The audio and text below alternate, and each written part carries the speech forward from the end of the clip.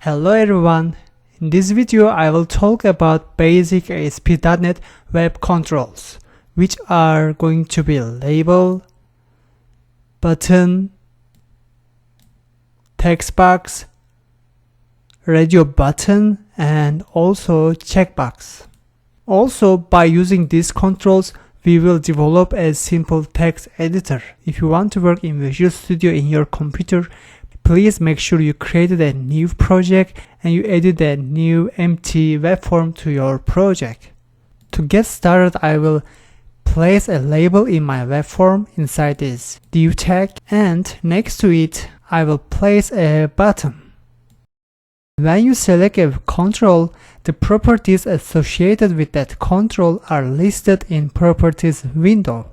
And the same, if I choose a button, you will see there will be a slight change because each control has its own distinct properties besides the properties that many controls share. In Properties window, I always prefer to list controls in an alphabetical order. It makes it easier for me to locate specific properties. So here first, I want to change the text of the button. So I will change this to submit. The button is updated automatically. The other thing I want to change is its ID. So I will make it btn submit. I will choose split view, and in my HTML tag you may notice that the properties I change are automatically reflected in the button's HTML tag. ID is set to btn submit, text is set to submit. And actually, I generally prefer to use HTML tag when I change the properties of the controls.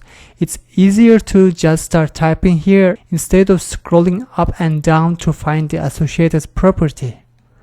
And the other thing I want you to pay attention is the text of ASP.NET Web Controls always has this ASP prefix. And what follows is a colon and then the name of that control. So it is ASP colon label for label controls and ASP colon button for button controls.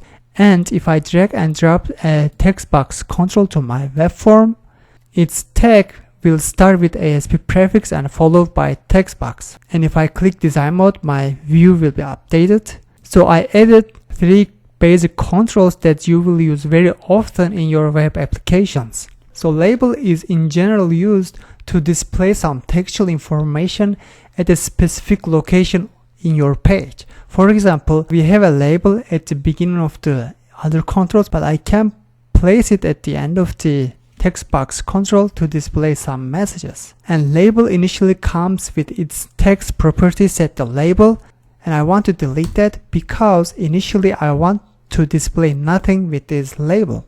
And this is what you will do often when you use labels in your web forms. And I also want to change its ID to, let's say, LBL display. So the most common property of label that you will use oftentimes is text property. So you can use text property to read the text displayed by the label or to want to display different text with your label. And text box are used to request some user input, for example usernames, emails, addresses. So whenever you need a user input for specific information, then you need to place a text box in your web form. So here is our text box, and I want to change its ID as well to txt info.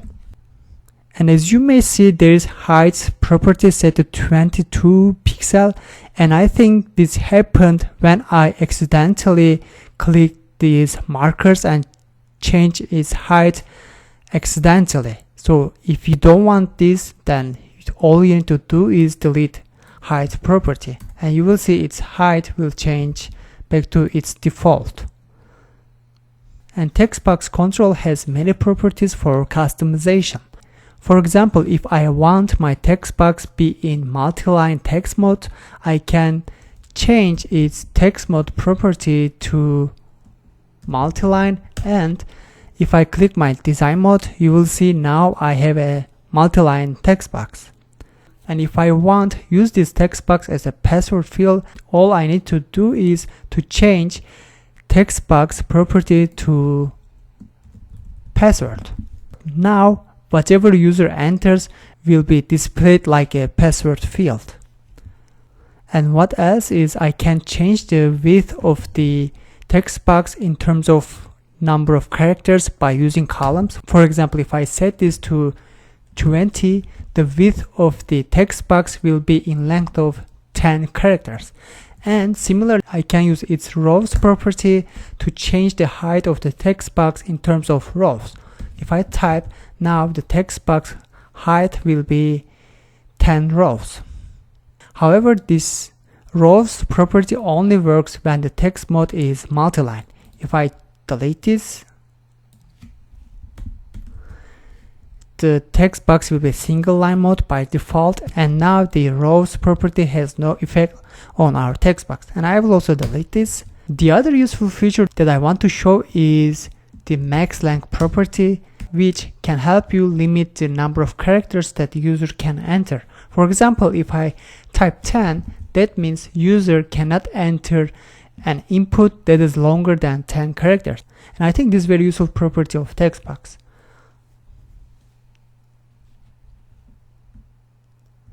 And I recommend you to move the properties to next lines if your tag becomes very crowded and gets hard to follow.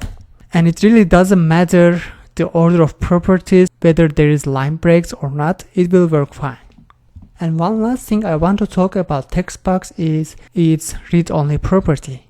To display the options for the properties, actually what I do is at the end of a property, I press spacebar and Visual Studio display me the possible options that I can use to configure for the, let's say, text box. So here I want to show one more feature, which is going to be read-only. So if I want my text box be read-only, do not allow any user input, then I can set its read-only property to true. After setting read-only to true, that means user cannot enter any input to that text field. Let me also talk about the button control very briefly. So first I want to actually put my button between the text box and the label.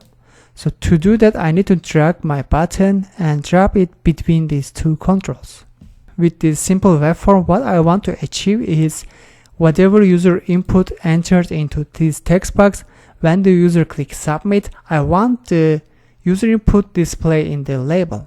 So button controls are known with their click events, and we need to define a click event handler to run some code when the click event is raised for a button. So to create this click event handler in Visual Studio, all we need to do is double click on a specific button.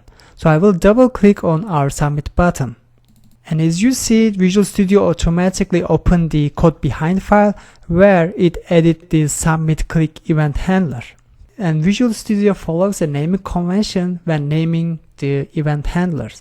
So the first part of the event handler name is the ID of the control that raised this event handler, so which is btn underscore submit in our case. And what follows is a underscore and name of the event that needs to be handled with this event handler method. And if I go back to my design view, I also will see that the event handler created in the code behind file is associated with onClick event of the button, and which is automatically created for us, and we don't need to change anything here. And one thing you need to be cautious about is this event handler name needs to match the event handler name in the code behind file. If I accidentally change this event handler name, let's say I added one accidentally, then I will receive an error because ASP.NET compiler will look for event handler name btn underscore submit underscore click. However, it won't be able to find that event handler. So please make sure the name of the event handler in the code behind file matches with the name of the event handler you provided in the button tag for onClick event. So whatever code I write inside this event handler will be executed when the button is clicked. So what I want to achieve here is actually very simple. I want to display the text entered into text box inside the label. So first, I access the text entered to our text box through its text property, and I put this text inside a new string variable named text entered. Next, I want my label to display this information stored in this variable, which is actually the text inside our text box. To do that, again, I use the text property of our label, and I use assignment operator to assign this variable to the text property of our label, which actually means that we are asking label to display this text. So I don't want to run our application in debugging mode because I don't want to test anything. So I will just right click on the default AXPX in Solution Explorer, and I will choose View in Browser. And here is our web form. When I click in the text box, as you see, it's not clickable. This is because I made it read-only and I didn't change it back. As you see here, read-only property is set to true. That's why we cannot enter any text. So I will delete this, and I also don't want our text box behave like a password field. So I will also delete this property. After I save it, I will go back to my browser and I will refresh the page one more time.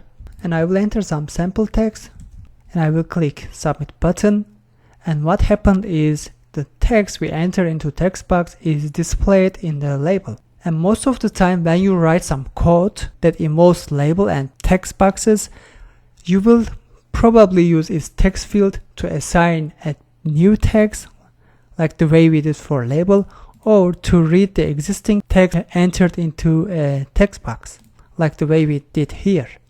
And one thing here, actually, I even don't need to declare this variable.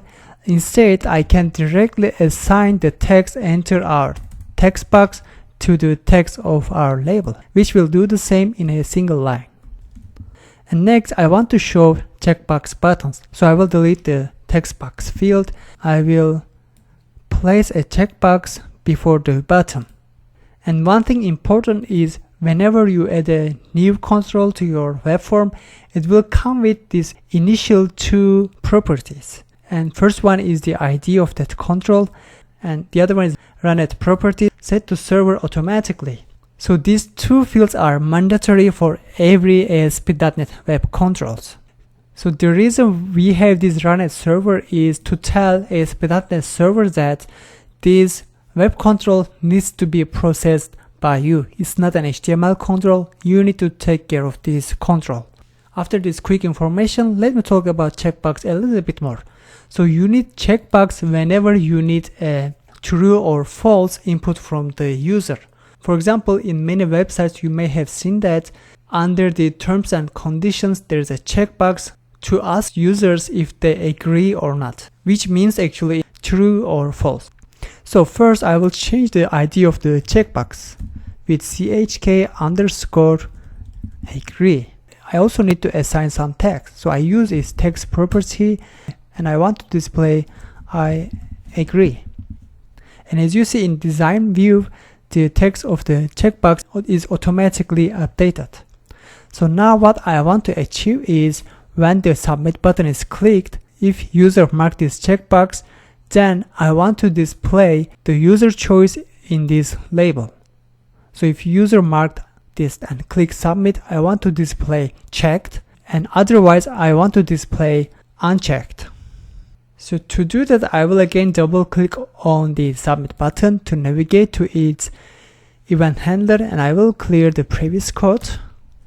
First I need to read the status of the checkbox, whether it's checked or not. And I can do that by using its checked property. So I will assign this value into a new Boolean variable. Let's call it result. And I will use a if condition to check if user input is false, which means the checkbox is unchecked, or it is true, which means it's checked. So if it is false, in the label I want to display unchecked, And otherwise, which means it is checked, I want to display checked text in our label. So I will run our application again by right clicking on the default ASPX and choosing View in Browser. And if I mark this checkbox and click Submit, I will see checked text, and if I unmark it and click Submit, I will see unchecked text, and which means our code worked great. So again, checked property is the property of checkboxes that you will use very often. So you can use checked property to read the status of checkbox, and also you can use it to change the status of checkbox. For example, I can assign true or false value to the check property of checkbox. Of course, true means make the checkbox checked, and false means make the checkbox unchecked.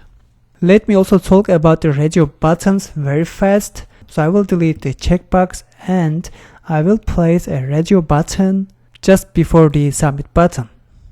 And of course it has initially ID and runAt properties, and I will change its ID to rebtn_agree. And I will change its text to agree. As you see, our radio button is displayed in our design view, and I want to add another radio button. To do that, I will copy our radio button HTML tag and paste it just under it. And I will change its ID to rebtn disagree, and I will change its text to disagree. As you may already know, we use radio buttons to allow users select only one option from the provided list. For example, if we provide agree and disagree options, we will want users choose only one item, as opposed to checkboxes where user can choose more than one items at the same time. So let's test our application. Before we test it, I want to actually clear the existing code from the submit button, because it will cause us trouble since we don't have the checkbox control in our web form anymore. So to test it, I will right click on default ASPX and click View in Browser, and I will choose agree, and then I will choose disagree. And as you see, it let me choose more than one options, and actually which is not the way we want our radio button list to work. So to solve this problem, I need to use its group name property. So if I want to group a set of radio buttons together, I need to set their group name property to the same string value. For example, in our case, I will set group name with the value of agreement. I need to set the group name property for the other radio button, and again I need to set it to agreement. This way I can group the radio button items together. So after I do these changes, I will save it and I will go back to browser and I refresh it. And now I will choose agree, and when I choose disagree, as you see, the previous selection is deselected. And if I choose again agree, you will see disagree is cleared. So this is the way we want our radio button work. So after I fix this problem, what I want to do is display the current selection of the user inside with this label. So again, I will click on submit button, and here I will use if condition again to check if my agree radio button is checked. And if it is checked, I want to display in my label the text of, let's say, agree. And I will continue my if condition with else if, and this time I will check if our radio button disagree is checked. And if it is checked, this time I want to display in our label the disagree text. And you may notice that I directly use radio button.check property, because their check property always return a boolean value. Let's test our code.